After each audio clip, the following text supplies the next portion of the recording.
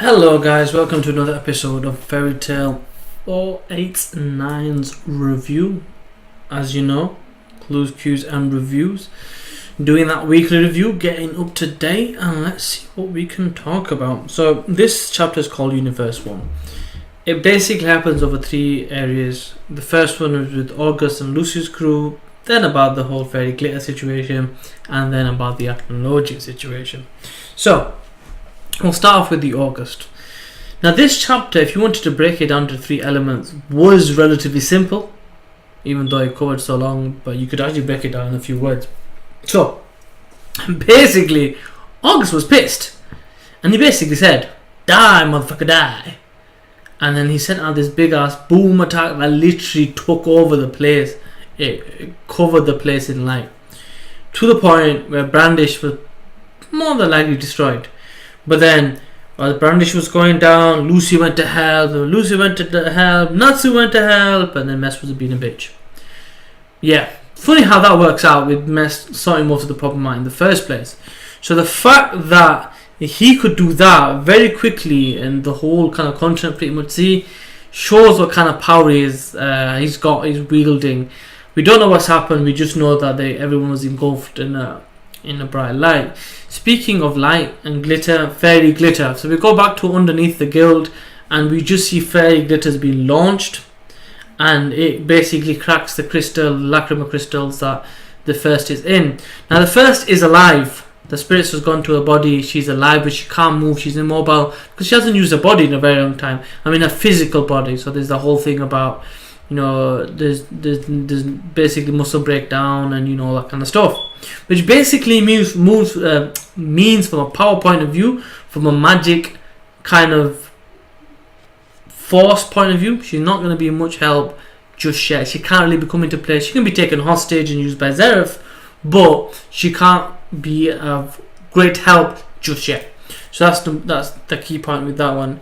Then we move on to the funky stuff. Acnologia versus Eileen. So initially it starts off, they test each other out. Eileen does this attack and Acnologia puts his hand up and he's like, "Yeah, come on, bring it." And then they had the conversation about Fairy Heart and Zeref, and if he gets his hands on that, it'll cause trouble for Acnologia. After a bit of boasting and licking each other's asses pretty much, and Acnologia being huff and tough and Eileen being all coy about things, she releases her magic. A magic that basically can control the entire continent. Universe 1 is actually world manipulating magic. So not only can you do continent, like there's island destruction with Acnologia, there's continent destruction with this technique, but she can do world destruction with this technique called Universe 1. It catches off Acnologia, and he's like, "Oh, I haven't seen this magic before. What is this?" She goes, "You probably haven't seen," and this is Eileen now, "you probably haven't seen this because it wasn't around 400 years ago. It wasn't around before that. It's something that's new, this era's." It's interesting. So who's come up with that magic? Has she come up with that magic? How old is she? How much does she really know? Did Zeref teach her that? Because Zeref had a look on his face like, "Oh my god, she used that magic." So it's interesting. It's very interesting. What's going to happen next? Acnologia is basically not dead. Essentially, it's to remove a plot point from the story so that he doesn't basically kill all the dragon slayers, and he's not really completely not that OP. You can bet your bottom dollar that move's not going to work on him again, and he's going to take him more seriously. And she even says like, "I pray to see you soon," type of thing. That was cool because even though she did something really nice and pretty, and she was very confident, she did it quite slick. She was very slick in the way she did it. She was confident to the point where she could say, "I look forward to seeing you soon," meaning that she looked forward to kicking his ass. Because I think the idea was she wanted to get him out of the play straight away, so he wouldn't affect the game that Zeref is playing here.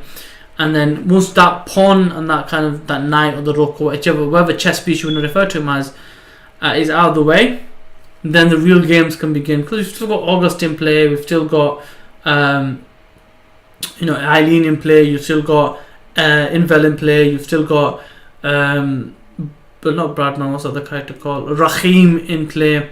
You've got all these characters still in play at the moment, so there is still quite a bit they can do. These are the top tiers, although I don't know what Rahim is all about, But it's interesting to see what they could do. Aknologi is probably going to come back later on.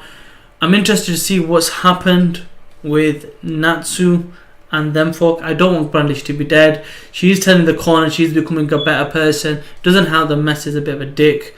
And he's like, oh, I'm doing it for the guild. But why be a bitch about it? Fight him yourself, innit? If you can't do it, then don't do it. But yeah, anyway, that's the rant over. Interesting chapter. Leaves a lot of questions. We'll have to wait and see next time what happens. But that's all for me today, guys. If you haven't already done so, please subscribe. I'll see you next time. Peace.